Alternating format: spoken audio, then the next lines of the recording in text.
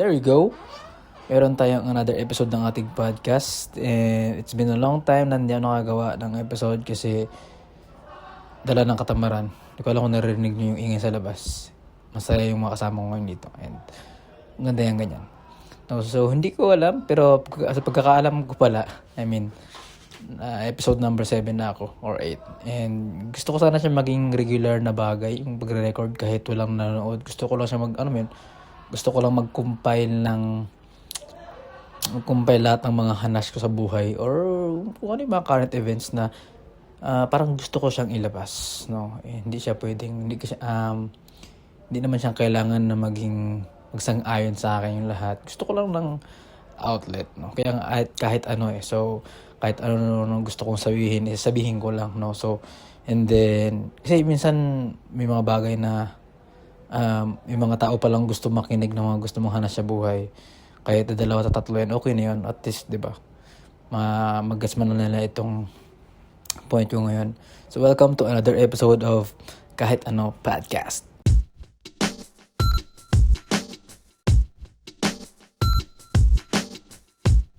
And, yun, ang update ngayon is, kung naririnig to ng recording. Yung mga kasama ko kasi ngayon is, naglaro sila ng card game sa aming TV room and masaya sila and the best yan kasi mabilis ang kontrata pag masaya ang lahat, no? Pero anyway, so life update, andito kami ngayon sa Red Sea. Hanapin nyo na lang sa Google Earth, no? O sa maps, no? Kasi may paliwanag ko pa, pero sige, papaliwanag ko na lang kasi syempre malikot yung utak ko. Ang Red Sea, sa mga hindi nakakaalam, dito tumawid sila Moises doon, according to the Bible. So, nasa pagitan kami ng Saudi and Egypt, no? Sa part ng Africa, ganon. And for now, halos ang buwan na kami ditong ang palutang-lutang and wala kaming biyahe for now dahil nga, I don't know, dahil magulo talaga ngayon ang tawag dito, ang trade market, sa shipping, lalo na kasi nga dahil dyan sa away ng mayayaman na bansa, may Amerika, Iran, no? Ngayon Russia naman, grabe, mas delikado ngayon yung Russia kaysa kung titingnan niyo yung Google Maps. So ngayon buksan niyo yung cellphone niyo, tingnan niyo i-post niyo muna to, tapos tingnan niyo yung Google Maps or yung Google Earth, tapos tingnan niyo doon yung Black Sea, no? Black Sea, yung isang dagat na tawag dito, saradong dagat siya, kumbaga hindi siya open sea. Hindi siya kasi pag open at pagkakaalam ko ocean ang tawag eh. Hindi ko lang alam kung tama pero halimbawa Pacific, Atlantic, Indian Ocean, yun yung mga open na dagat. So Black Sea, 'di ba? So Persian Gulf sa loob ng Strait of Hormuz. So 'di ba, naging technical na ako. So, ngayon kasi sa Hormuz, kahit paano hindi ganun nagbubumbahan yung mga military base, Iran to Iran or US, ganun. So, yun lang involved, yun lang yung yung naapektuhan ng gera.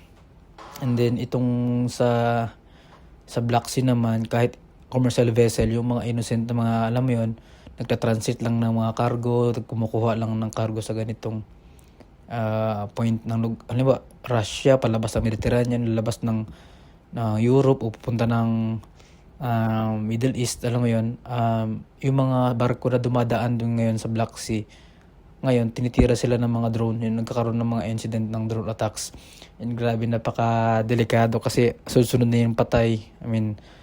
Random, parang wala silang pinipili, no? Di tulad ng sa Iran. Although sa Iran nakaraan marami naman ding casualty ng mga commercial vessel, may mga tinamaan ng mga, pero hindi siya ganun ka like intentional talaga.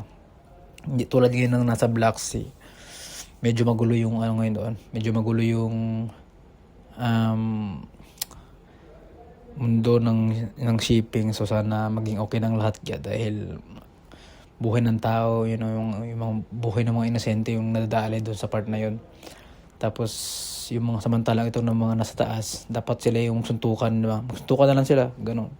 Huwag na sila mandami na mga nagtatrabaho, nagsisikap ng mga ibang lahi. Kasi hindi lang naman Pinoy ang naapektado yan eh. Pati, siyempre marami ng mga seaman din na mga ibang lahi na may mga Indian, Russian, Grego na on board sa mga vessels. So, ano mang lahi, no? Na naapektuhan mga Europeans man yan, Americans na crew.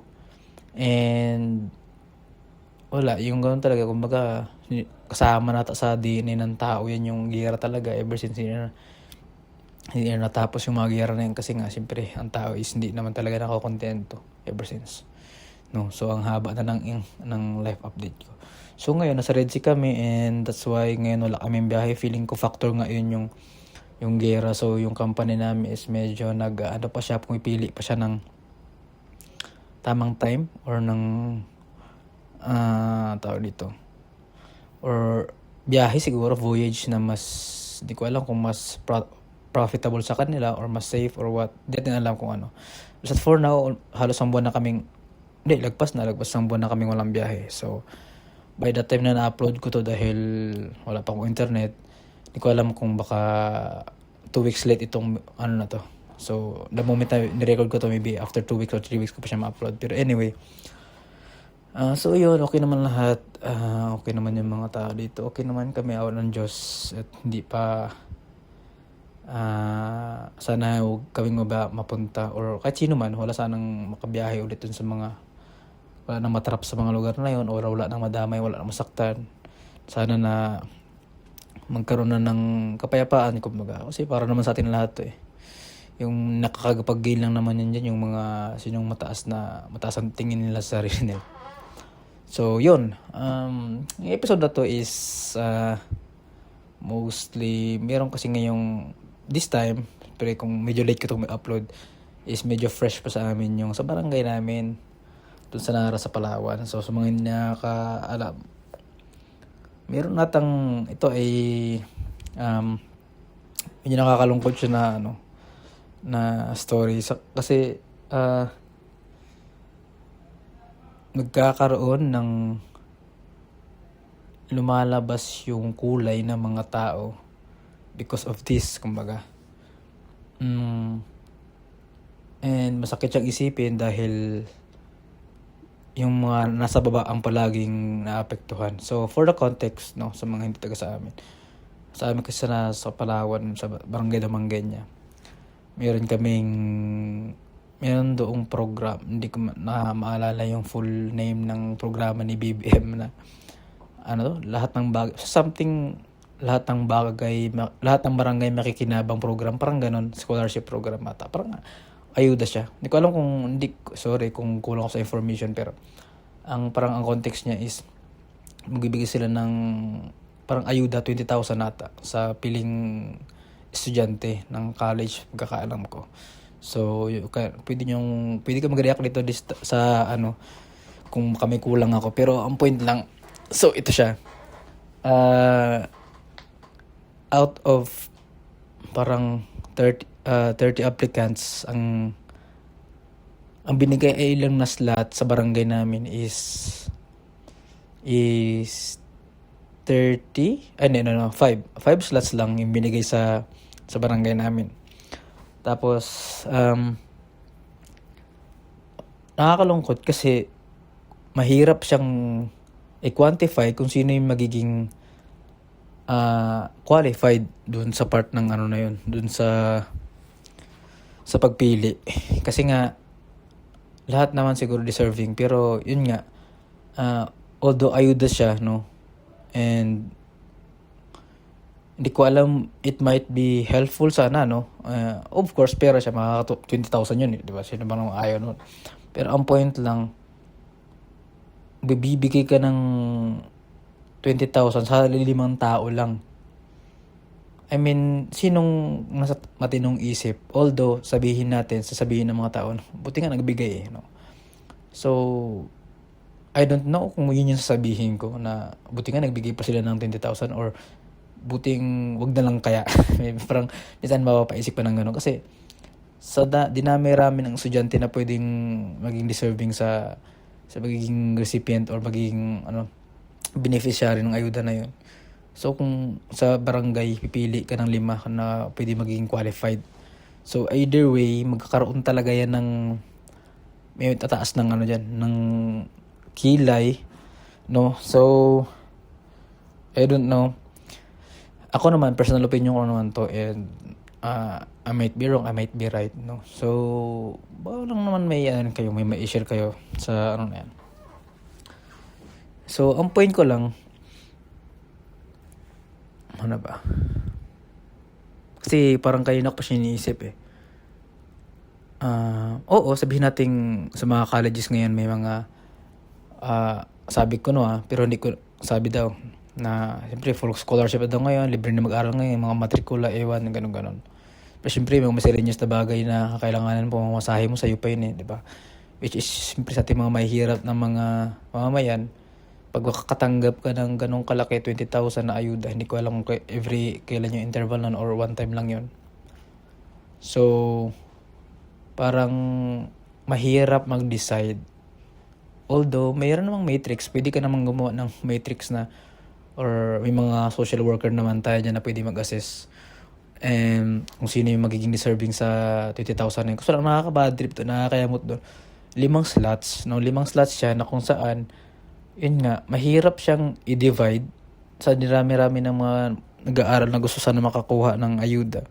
So, parang, instead na makatulong siya, nakasira pa siya kasi marami nag-aaway-away, marami nagkakapersonalan, yung barangay officials na tingin nila is hindi ko alam kung naging transparent sila kasi sa Facebook page nila wala naman silang inilabas na names ng mga nag-apply and kung sino yung na-draw lots nila. Kasi ang context, dahil nga mahirap siyang nahihirapan silang kumuha kung sino yung kukunin nila na 5 beneficiary, nag-draw lots na lang daw para walang bias. So, ang point lang doon, parang sana kahit pinost man lang nila sa Facebook yung mga applicants bago sila nag-draw lots. So, parang para ma-assess siya kung is it worth it na mag-draw lots, parang ganon.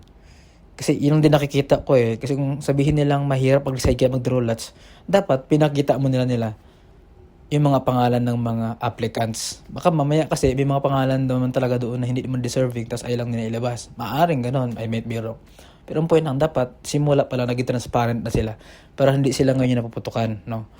So ngayon, naging masyado na akong detailed. So ngayon, ang ending, may mga hindi na bunot, and then isa doon sa mga hindi na bunot sa draw lots, kasi nag-draw lots na lang daw ng 5 swerte. Kung naging raffle na lang. Kung sino yung 5 bubunot, siya yung magiging qualified, magiging beneficiary nun.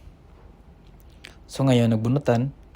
May isang doon na estudyante na syempre frustrated siya na bakit naging draw lots or what. So, or hindi siguro siya nabunot, baka siyempre ganun, frustrated siya. Which is, naman siya, karapatan din naman yung tao dito, ilabas yung kanyang opinion kasi mamamayan din naman siya ng barangay, mamamayan siya ng Pilipinas, deserve niya yung servisyo na pwede niya makuha, di ba? So, ngayon, hindi ko lang, ang pangit na sa nangyayari is instead na usap ng personal o magkaprangkahan or magreklamo siya ng maayos dun sa barangay, dumiretso siya ngayon sa isang, sa brigada, sa brigada radio station sa amin, sa Palawan. So, medyo iingay yung pangalan ng barangay namin. So, maraming nag-react, maraming napaano doon, kumbaga na-istorbo ang kanilang peace of mind because of this kind of situation. So, ang nangyari ngayon, reklamo niya yung pagiging hindi transparent ng barangay, yung process, ba't nag-draw lots, ganun. So, may point din naman siya kasi nga, oo nga naman, ba't naging ganun yung process. But, ang mali lang doon kasi ang ginawa niya, dumiretso sa brigada, sa registration instead of idulog niya sa barangay muna, di ba?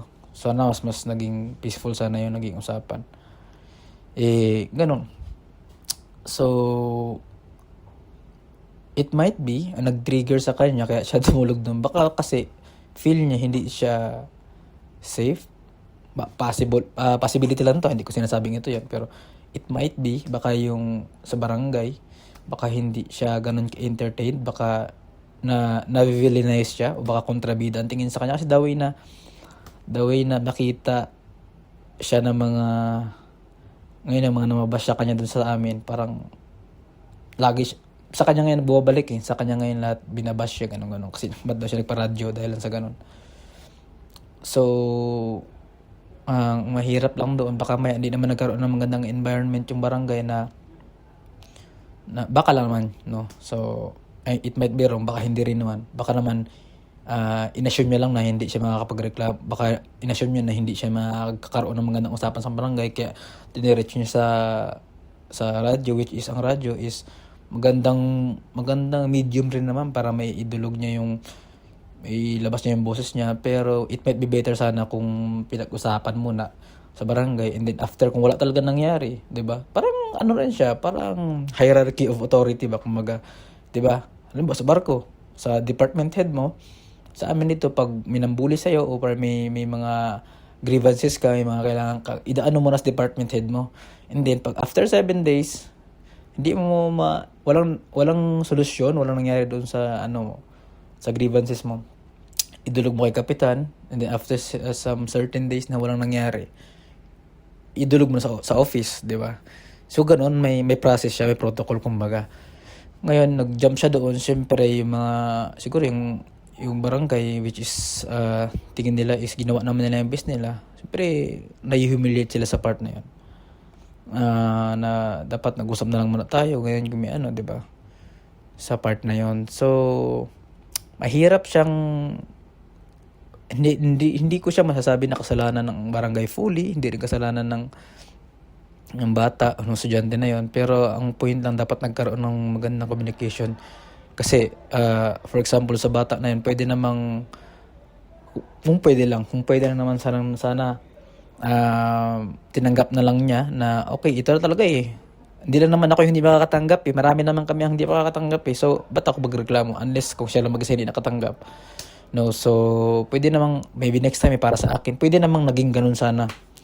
Kaso lang siguro by that time, baka siguro kailangan talaga niya, hindi natin siya masisi, baka that time kailangan niya yung ganong kalaking ayuda para sa pag-aaral niya. So it might go either way kasi So kung hindi ko masabi kung dapat mature siya enough, pero baka mature naman siya, hindi natin kilala personally yung tao, pero kung ako lang naman, kung sa akin nangyari siguro yun, mas pipiliin ko na lang sana na baka hindi to para sa akin, baka para sa ibang tao to deserving, kahit ano man yung naging process ng barangay, no? Kasi ang karma andyan naman yan kung totoo nga na inapi ka ng barangay, siyempre sa susunod na election makakabawi yan makakabawi ka na, next time di mo sila iboboto, ganun. Makakilala ng tao yung pagkatao nila, kung totoo nga naman talagang hindi sila naging transparent or hindi naman talaga naging tama yung process nila. So yun, ngayon magulo sila doon. And ang isa pa doon sa part na ang point ko lang dito, isa sa mga points, no, sana tinanggap niya na lang, no, or kung gusto niya maipaglaban yung karapatan niya, sana dinaan niya muna sa barangay at napag-usapan na maayos, yun sana yung the best, para hindi pa siya nagkaroon ng mas maraming kaaway. Kasi ngayon parang dating parang gusto niyang ipahiya daw kuno, pero yung buong barangay. Pero kung siya yung tama, kung totoo naman yung point niya, mas maganda at least nakapagsalita siya, no? So magulo nga hindi ko kakampi ba ako sa kanya, hindi nag-guess nyo. So we'll never know the true story kasi. So ito opinion lang to mga nag-observe, and ayaw nating makisawsaw sa kanila. So ano gusto ba?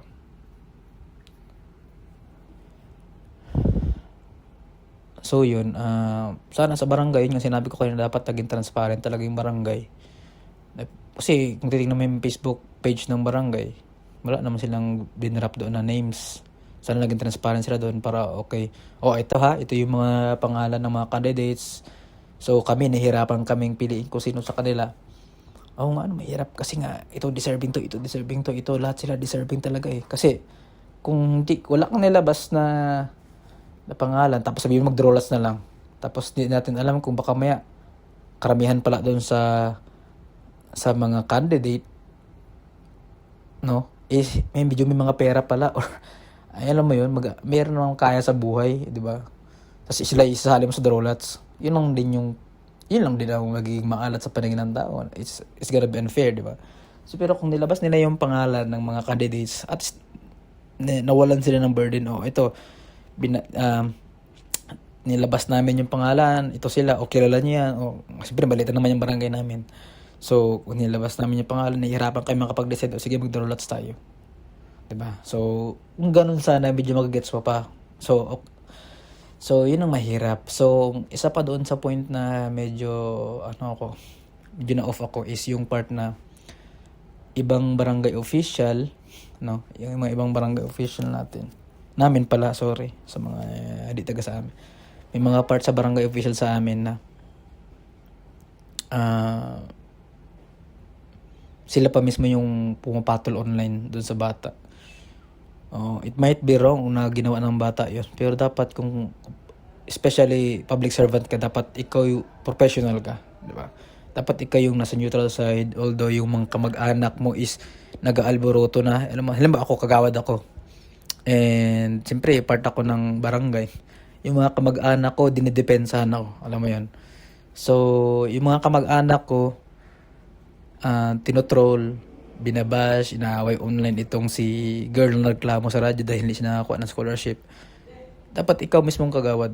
Dapat ikaw ang public servant. Ikaw yung sumaway doon sa mga kamag-anak mo or sa mga taong close sa'yo na huwag yun ang patulan nung awayan kakausapin namin.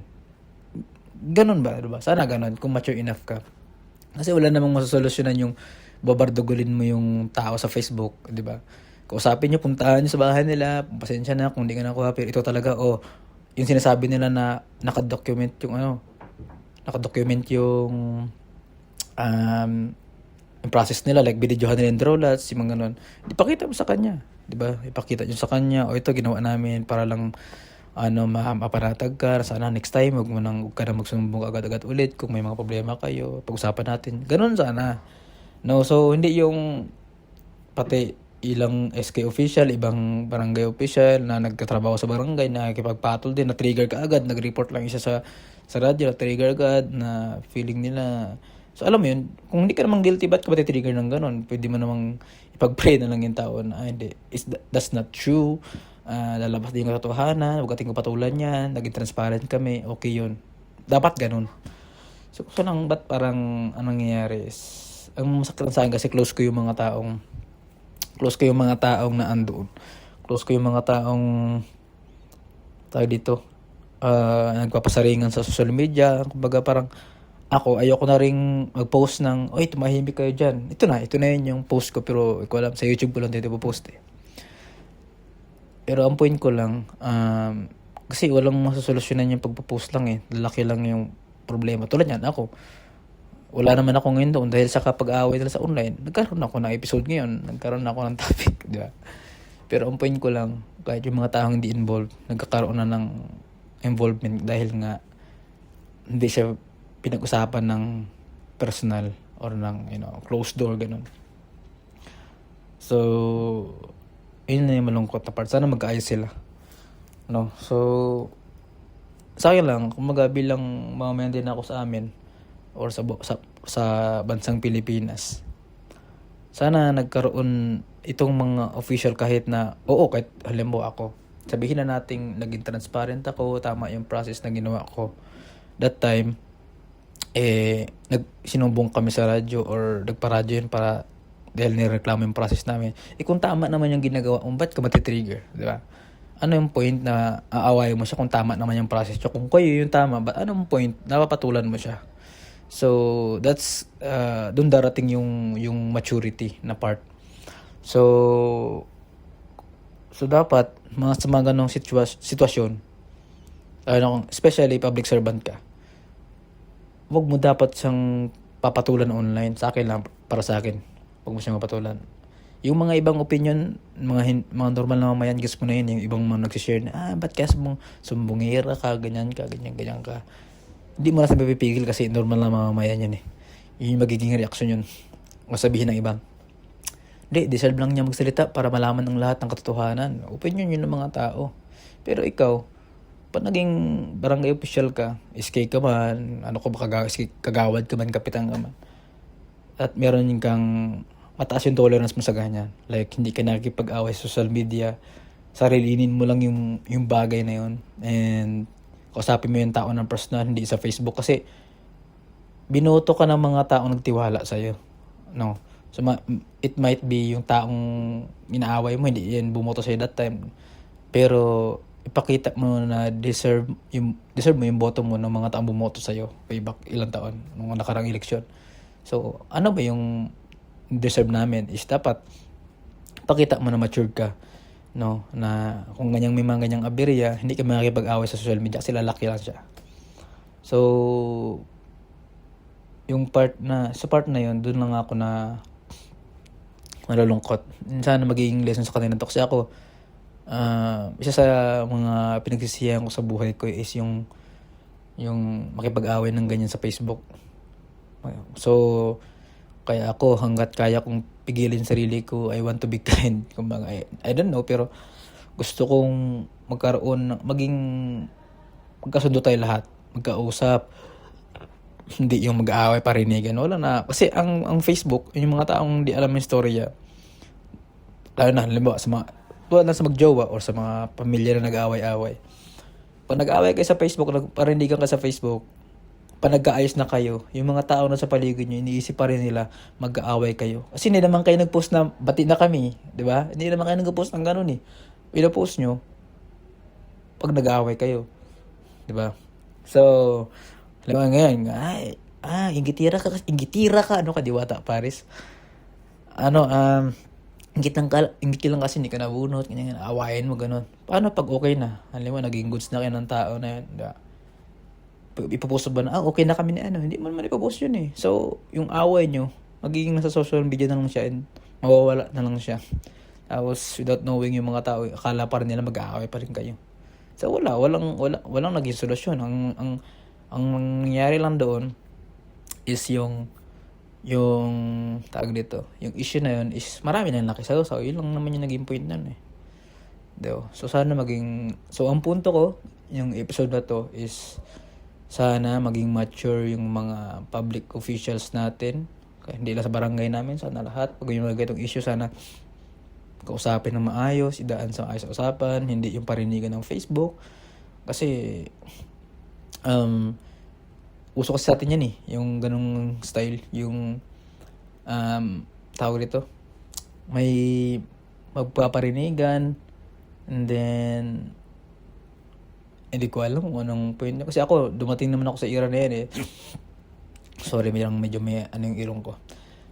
Way back mga 2017 to 2019 era ko, kasi yan yung era na mahilig ako mag-post sa Facebook eh. Pero hindi naman siya pang-aaway, joke. Mahilig ako mag-post ng meme. Alam mo yun, yung mga drama memes na mga sad boy post, ganun. Halimbawa, ang tawag ito, kinaibigan ka lang, hindi ka ginawa. Yung mga ganun, di ba? Uso dati yung mga ganung memes. Dati, hayok ako sa ganung atensyon kasi akala ko, pero ano naman siya, harmless naman siya kasi joke nga siya eh. Humor siya eh. Kumaga, kahit wala kang jowa, kahit wala ka namang problema sa jowa mo that time, ba't ka nagpo-post ng mga sad post kung okay naman kayo ng jowa mo? Diba? So, parang anong point? So, ang point mo lang dun, gusto mo lang maging matawa yung mga friends mo, gusto mo lang mag-send ng memes, ganun. Pero, yun yung era ko natin. Pero harmless naman yung kasi gusto ko lang magpatawa. Pero yung ngayon kasi, pati ngayon post, parang yung mga tao gusto pag kunting ibot, away, pag may nag-get to ganyan, away. No? So, actually kapag hindi mo pinupost yung mga bagay-bagay, mas madali siyang ma-solve eh. And mas madali siyang i-contain kumbaga sa apoy. Mas madali siyang i-contain, madali siyang apulahin kapag wala nang konti lang nakakaalam. Kung nag-usap lang kayo ng maayos. So yun, sana sa episode na to is nagkaroon ng lesson, nagkaroon ng insight, sana nag-gets nila, sana may makakita nito, i-forward nyo sa mga taong at makarinig nito, no. So I'm just, ano lang naman ako dito, maliit lang ako na boses sa libo-libong mga tao na magagaling, and gusto ko lang siya kasi meron naman akong resources, meron akong ang camera na matino, di ba? And may time ako enough para mag-record, i-share ko na yun sa loobin ko, di ba? Pero, pinost ko to para na magkaroon ng malay mo, maging baseline din ito ng paniniwala ng iba na okay, dapat ganon. Baka kasi hindi pala nare-realize. Malay mo pag napanood mo to, di ba? Sana maging baseline nyo ito na hindi lahat dapat inahanapan ng validation yung sarili mo sa social media. And you can be kind, you can be grateful, di ba? Yung mga ganon. So yun, I think that's it for today. Yun lang muna. Sa aking episode ng kahit ano podcast, and sana gawin mo tong pampatulog, no? Or may ginagawa ka kasi medyo yung boss ko ngayon mellow. Kasi tired from work, pagod, maghap, mainit, di ba? Saudi, Egypt, mainit, ganun. Pero ang point lang, gusto para medyo kalmado lang yung natin, yung episode of the day. Ano ba? So, yun na naman. Sana may nakuha kayo. And see you next episode. Bye-bye.